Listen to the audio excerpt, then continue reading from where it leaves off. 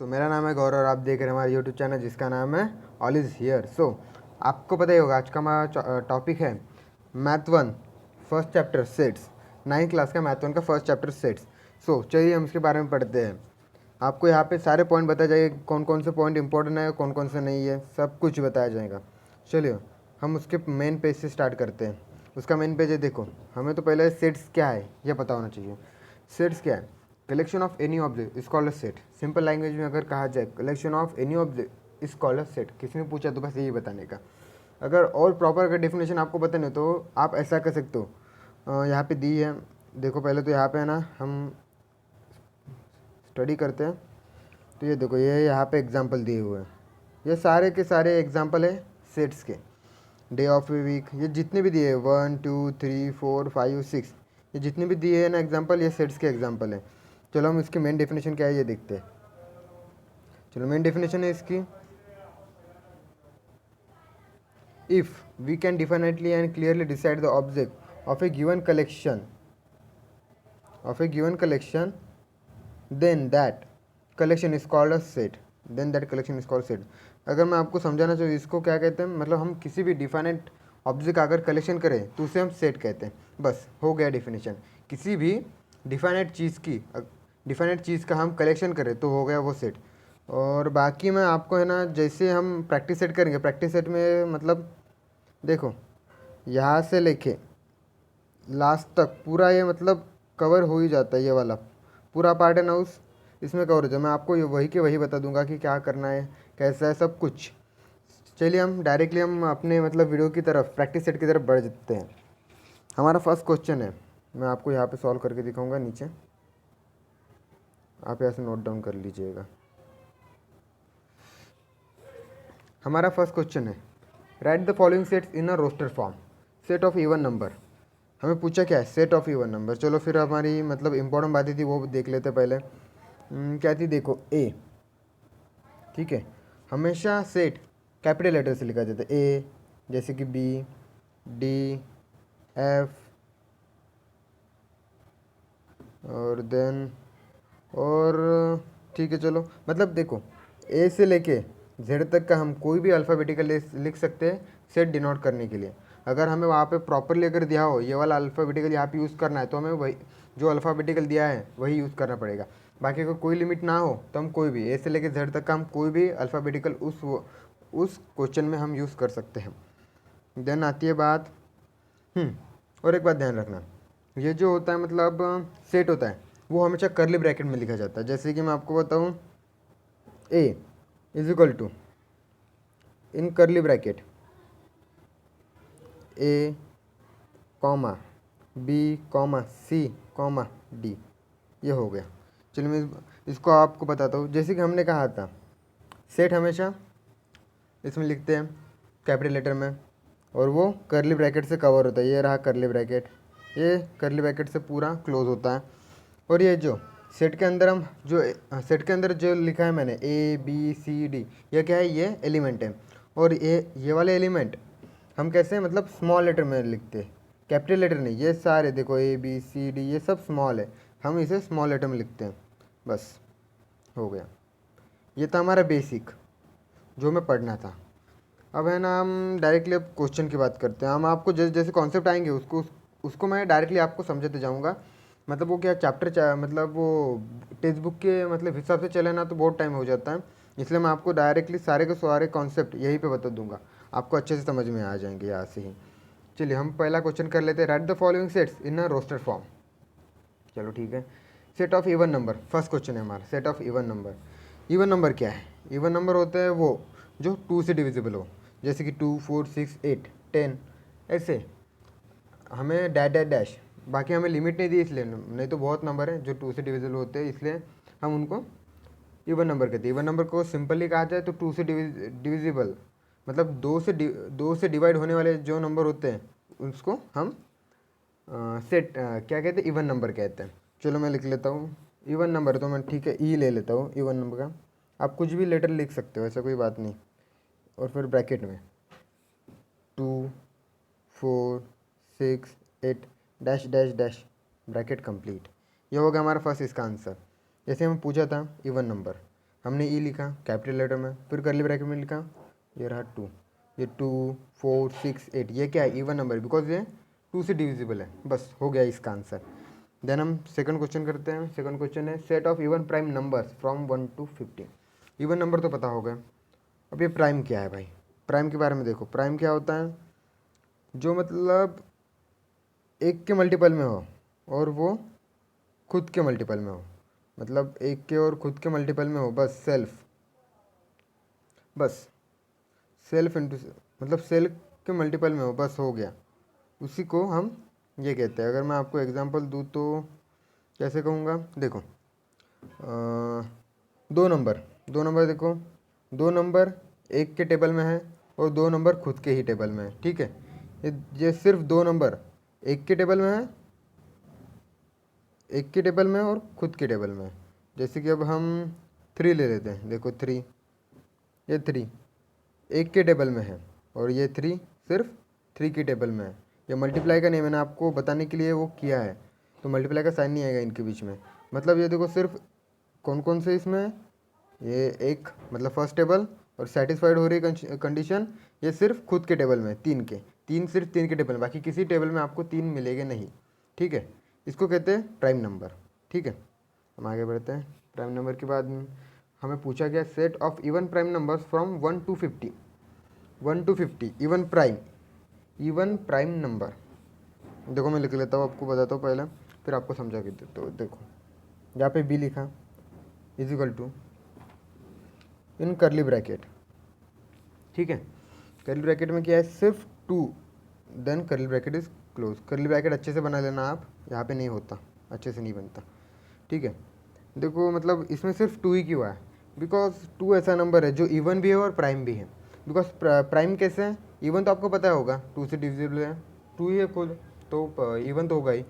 और प्राइम कैसे, प्राइम अभी मैंने आपको बताया था कि ये सिर्फ एक के टेबल में और खुद के टेबल में, बस इसलिए ये प्राइम है और इवन प्राइम है। अगर और पूछे होते तो बहुत थे हमारे पास, ठीक है, जैसे कि 3 5 7 ऐसे 11, ठीक है। हम नेक्स्ट क्वेश्चन कौन सा है हमारा, सेट ऑफ नेगेटिव इंटीजर्स में आपको समझ देता हूँ इंटीजर्स क्या है। ये देख रहे हो आप नंबर लाइन, ये रही नंबर लाइन, ये रहा 0। देखो यहाँ पे 1, यहाँ पे 2, यहाँ पे 3, यहाँ पे -1, यहाँ पे -2, यहाँ पे -3, ये माइनस का साइन है, बन नहीं रहा, ठीक है, -3। अब देखो इस नंबर लाइन पर जितने भी नंबर हैं उसे हम क्या कहते हैं, इंटीजर्स। हमें ठीक है, आपको समझ आइए, ये 0 के बाद के सारे पॉजिटिव, इधर के लेफ्ट साइड के सारे नेगेटिव। मैं आपको इसका आंसर बता देता हूँ। क्वेश्चन 1 का 3, सेट ऑफ नेगेटिव इंटीजर्स, ठीक है। इंटीजर्स दिया है तो मैं आई ले लेता हूँ उसको, आप कोई भी कौन सा भी वर्ड चूज़ कर सकते हो, ठीक है। क्या है, नेगेटिव पूछा है तो -1 -2 -3 -4 एज सो ऑन, ठीक है। हमें लिमिट नहीं दी इसलिए। अगर हमें देखो नेगेटिव इंटीजर्स लिख लिया हमने, अगर हमें पॉजिटिव पूछे होते तो क्या करते हम, यहाँ पे +1 +2 +3 +4 ऐसे लिखते हैं, ठीक है। देन नेक्स्ट क्वेश्चन क्या है हमारा, 7 बेसिक साउंड ऑफ सारेगामा, ठीक है। कौन कौन से, देखो सा रे ग म प ध नि सा, ठीक है। देखो ऐसे लिख लेता हूँ, मैं आपको आंसर बता देता हूँ। सा रे ग म प ध नी, बस ये हो गया। देखो अब क्या होता है, ये जो फर्स्ट नंबर का सा है वो बाद में 8 नंबर के सा में भी आता है, तो हमें डबल डबल लिखने की ज़रूरत नहीं, मतलब हमें सिर्फ एक ही बार लिखना पड़ेगा सा। देखो कैसा था, सा रे ग म प ध नी सा, फर्स्ट नंबर पे सा है, लास्ट नंबर यानी 8 नंबर पे भी कौन सा है, सा है। तो हमें डबल डबल लिखने की ज़रूरत नहीं, हमें सिर्फ एक बार लिखना पड़ता है, इसलिए मैंने एक बार सिर्फ सा लिखा, बस हो गया। एक बार मैंने इसमें बस सा लिख दिया, ये फिर से लिखने की ज़रूरत नहीं है हमें, बस हो गया। इसका आंसर है सा रे ग म प ध नी, बस हो गया नी तक, फिर करली ब्रैकेट क्लोज। करली ब्रैकेट अच्छे से बना लेना आप लोग, ठीक है। हम बढ़ते सेकंड नंबर से, question 2, right the following symbolic statements in word. First question क्या दिया है हमें, 4/3। हाँ देखो इस साइन को क्या कहते हैं, इस साइन को कहते हैं बिलोंग्स टू। क्या कहते हैं इसको, बिलोंग्स टू।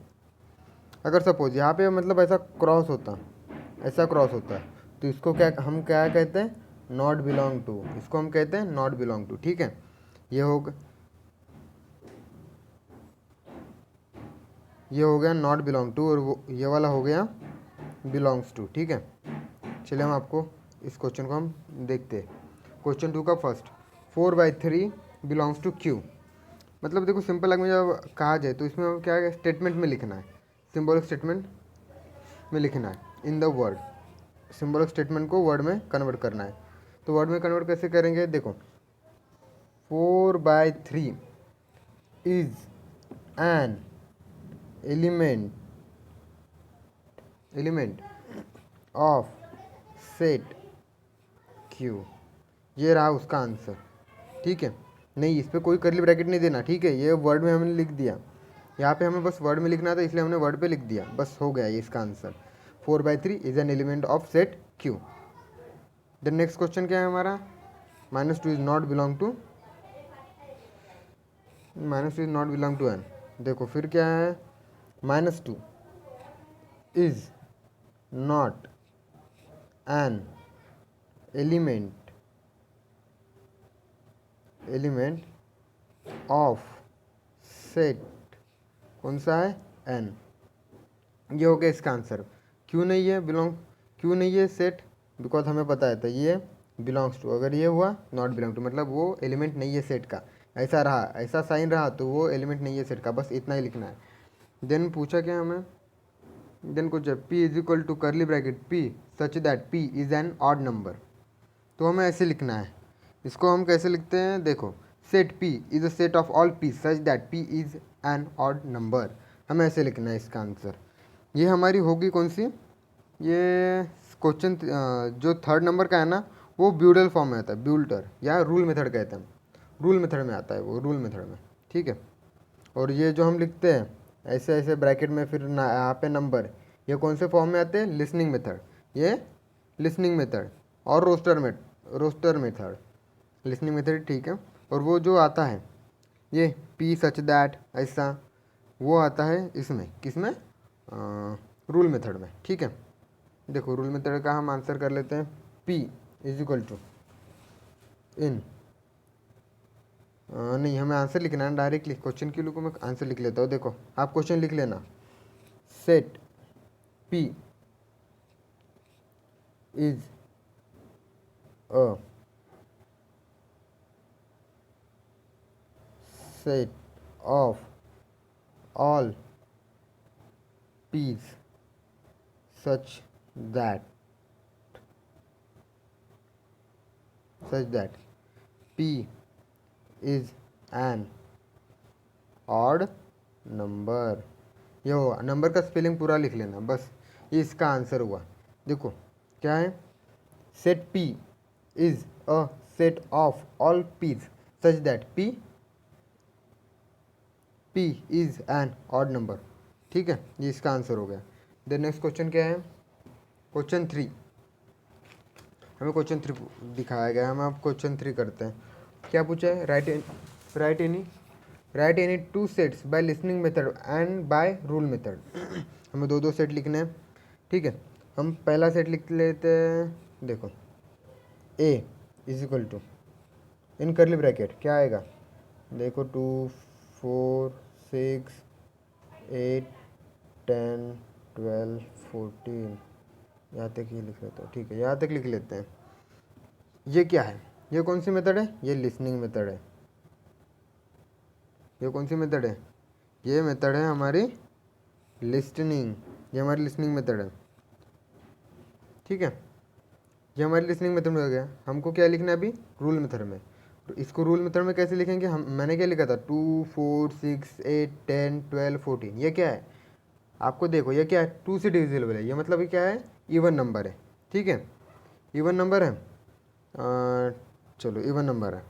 इवन नंबर कहाँ तक है, 2 4 6 8 10 12 14। बाद में कोई भी मैंने डैश डैश नहीं दिया था, मतलब कहा था कि 14 तक है, तो हम इसको ऐसे लिख सकते हैं, मतलब बिटवीन 1 to 15 ये है, या हम लेस देन 15 भी लिख सकते हैं।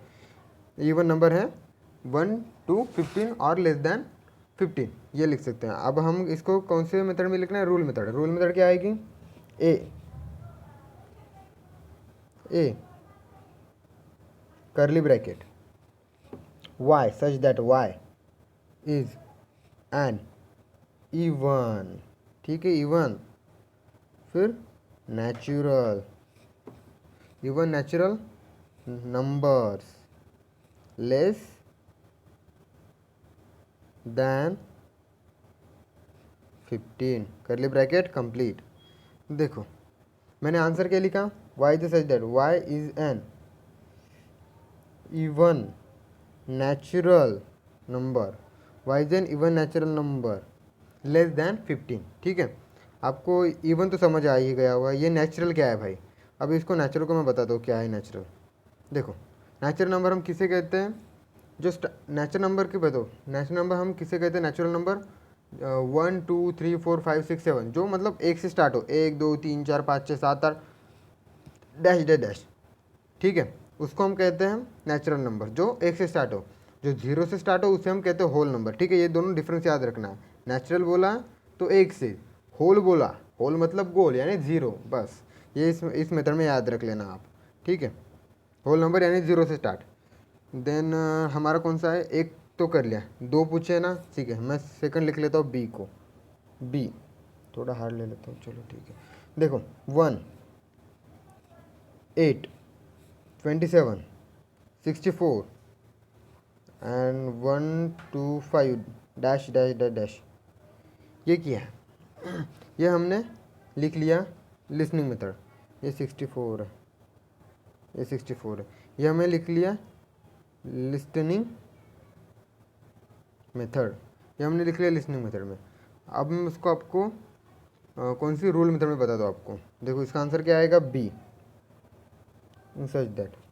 ये क्या है, बी क्या है, देखो मैंने कहा था 1 8 27 64 15, ठीक है। देखो 1 का क्यूब क्या आता है 1, 2 का आता है, 2 का क्यूब आता है 8, 3 का क्यूब आता है 27 और 4 का क्यूब आता है 64 और 5 का आता है 125। मैंने क्या लिखा है, इसमें क्यूब लिखा है, ठीक है। अब मैं इसका आंसर बता दो आपको क्या है। आंसर कैसे लिखना पड़ेगा, देखो बी लिखता हूँ, बिकॉज मैंने पहले भी बी लिखा था, अब क्या रुकूंगा इसमें, B Z such that Z is a perfect cube of natural numbers, ठीक है। परफेक्ट क्यूब, परफेक्ट क्यों लिखा, क्यूब तो पता चलेगा क्योंकि ये क्यूब है इसलिए हमने क्यूब लिख लिया, बट ये परफेक्ट क्यों लिखा, परफेक्ट इसलिए लिखा हमने ताकि मतलब ये देखो इसका क्यूब कैसे आया 1 8 27, ऐसा पॉइंट में आया क्या या फ्रैक्शन में भी नहीं है, इसलिए हमने परफेक्ट लिखा उस चीज़ को। मतलब हमें पता है परफेक्टली इसका क्यूब 1 है, 8 है, 27 है, 64 है, 125 यानी 125 है, समझ गए, इसलिए हमने इसको परफेक्ट में लिखा, ठीक है। देन नेक्स्ट क्वेश्चन हम देखते हैं क्या है, तो